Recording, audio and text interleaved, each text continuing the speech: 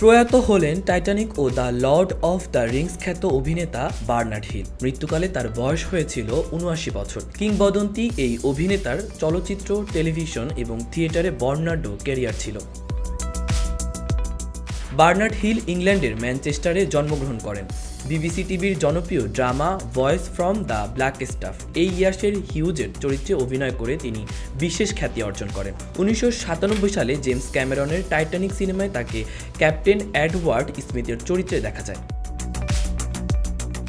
নিজের দীর্ঘ কর্মজীবন জুড়ে নানা চরিত্রে তিনি দক্ষতার সঙ্গে অভিনয় করেছেন।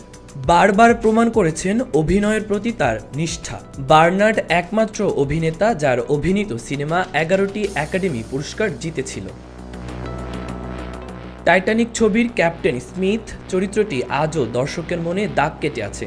সবশেষ কাজ বিবিসি প্রযোজিত টিভি সিরিজ দ্য রেসপন্ডার, যার সম্প্রচার শুরু হয় রোববার তার মৃত্যুর দিনেই। বার্নার্ড হিলের মৃত্যুতে শোকাহত হলিউড, প্রিয়জন ও অসংখ্য ভক্তরা তার মৃত্যুতে শোক প্রকাশ করেছেন। মাহবুবুর রহমান ইমন, খবর সংযোগ।